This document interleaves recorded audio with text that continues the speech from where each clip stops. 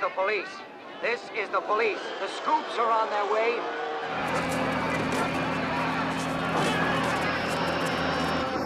New York, 2022.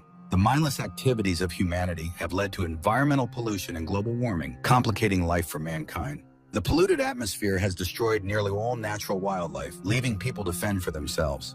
Natural foods are scarce, and people survive on concentrates produced by the large corporation Soylent.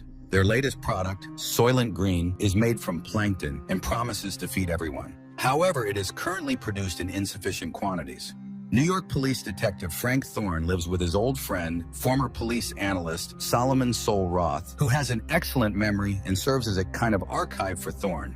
Moreover, he has preserved a police reference library to help his friend with investigations. This day begins with a conversation about a recent murder. Saul grumbles that Thorne expects too much from his notes. This isn't the Congressional Archive.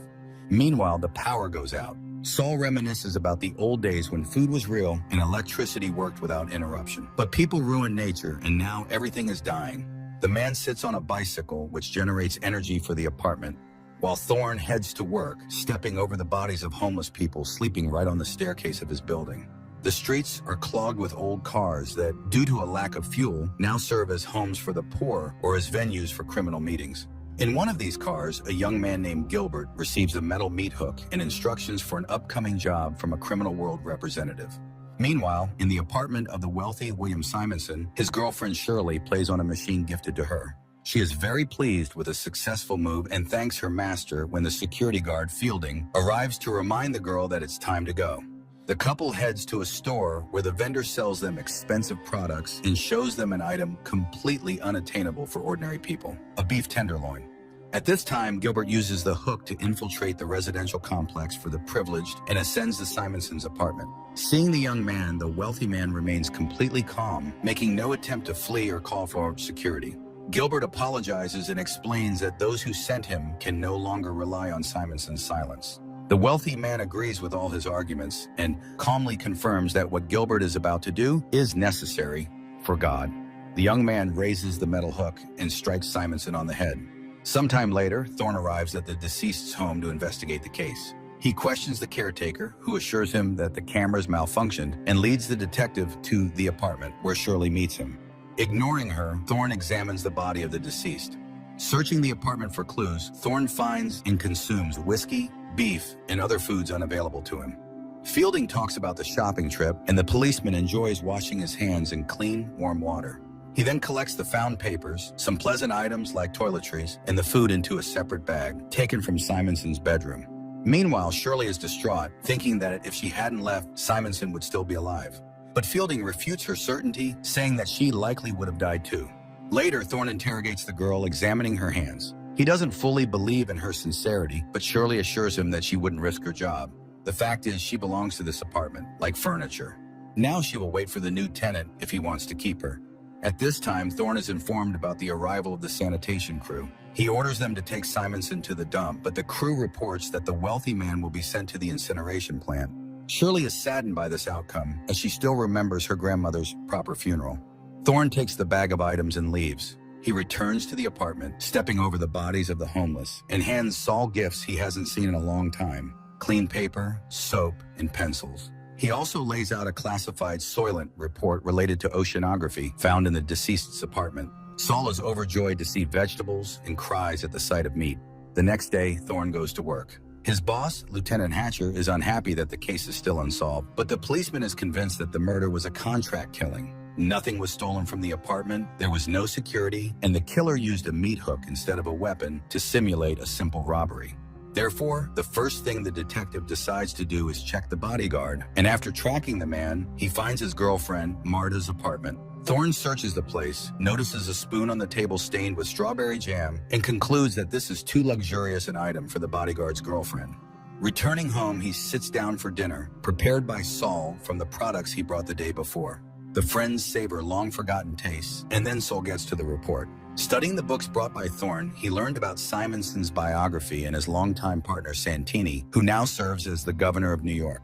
Together, they created the Soylent Project, which became very profitable for its developers. Thorne goes to the phone booth on the corner and reports to the lieutenant what he has learned, unaware that the person who gave Gilbert the meat hook is in his office. Meanwhile, a party is taking place in Simonson's apartment, organized by Shirley. Thorne arrives and demands answers to his questions. Shirley can't say anything specific, as Simonson didn't confide in her. However, she does know Santini. Simonson introduced her to him. In fact, Simonson had been acting strangely in recent months, worried and even visiting church. The couple retreats to the bedroom when the building manager bursts into the hall. He behaves very rudely with the girls, and Thorne declares that he asked them to gather to ask questions. The manager is forced to back off, but the upset girls leave. Shirley offers Thorne to stay the night, take a real bath, and enjoy breakfast. She doesn't like being alone and is happy with the man she likes, as the others don't ask her opinion. Thorne agrees to the invitation. The couple takes a shower together, enjoying amenities unavailable to ordinary mortals. Later, Thorne visits the church where the deceased wealthy man had gone. On the porch, he finds a dead woman with a child tied to her hand. Realizing that the mother can no longer care for her daughter, he takes the child and carries her into the church. But the building is crowded with people who have nowhere else to go. Finding the priest to whom Simonson confessed, Thorne tries to question him. However, exhausted by the huge, sick, and hungry flock, the priest only remembers the fact of the wealthy man's confession, not its details. Yet, under pressure from the policeman, he admits that the truth is killing him. It's so monstrous. Thorne returns to the lieutenant, who informs him that the Simonson case is closed, as it's a simple robbery. He asks to rewrite the report, but Thorne refuses to do so, finding everything too suspicious. For refusing to obey, Hatcher assigns Thorne to patrol the streets. That same day, Governor Santini is informed about the persistent policeman who refuses to close the case. Learning about Thorne's visit to the priest, Santini orders his elimination. Fielding goes to confession. Meanwhile, Thorne is patrolling the street where the Soylent distribution center is located. A large crowd gathers, and soon the product runs out, causing discontent among the crowd. The police recognize the danger and try to quell the unrest. However, people start rioting. The killer sent after Thorne tries to get close to him as machines with scoops arrive to load people into the truck beds and take them for processing. The killer shoots but misses, killing a woman standing next to the policeman. The crowd goes wild. The killer tries to reach Thorne, injuring several rioters and wounding the policeman in the leg. Thorne tries to capture him, but seeing the weapon, pushes the guy. He flies straight under the scoop of a machine and dies, depriving the policeman of the opportunity to question him and learn the truth. Nevertheless, convinced of Fielding's involvement in the conspiracy against him, Thorne sets up an ambush in the bodyguard's girlfriend Marta's apartment. The men fight, during which Thorne accuses the bodyguard of killing his boss and implicating the corporation in the attack on the policeman. Finally, he warns the man to stop following him, otherwise it will end very badly. After this, Thorne goes to Shirley. At this time, Solomon brings the oceanographic report to a group of scientists who call themselves the Investigators Bureau.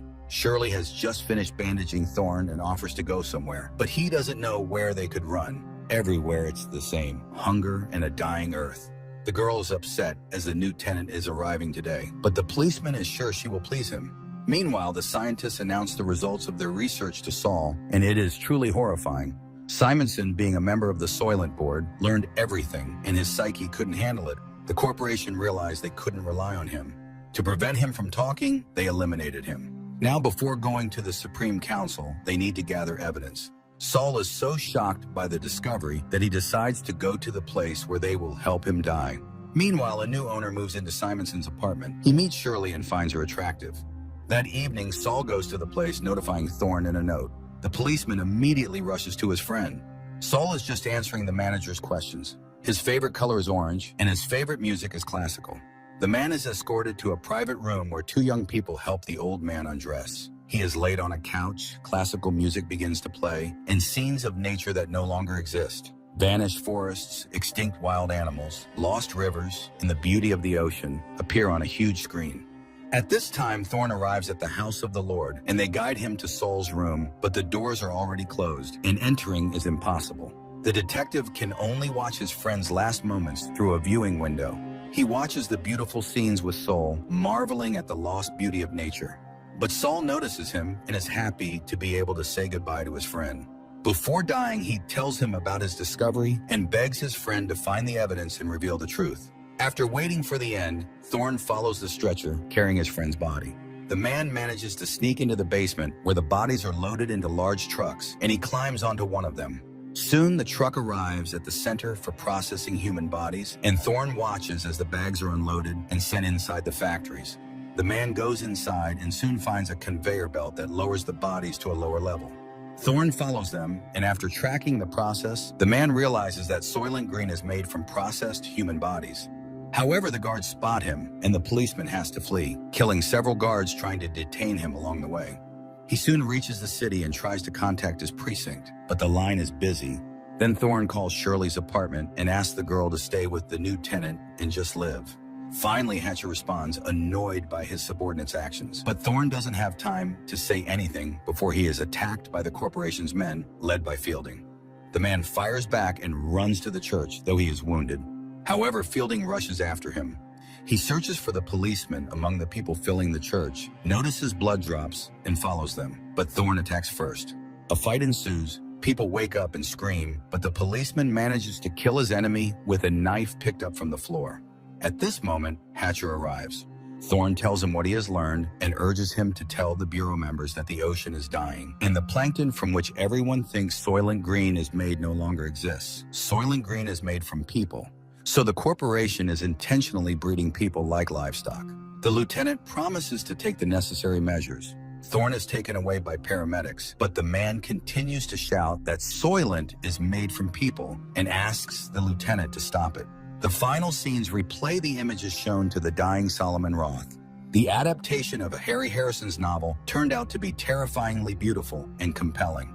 The most frightening thing is that there is no resolution, nor can there be. Even if people learn the truth, what will change? And the focus of the plot on ordinary people conveys the fragility and insignificance of human lives, which remains unchanged throughout all times.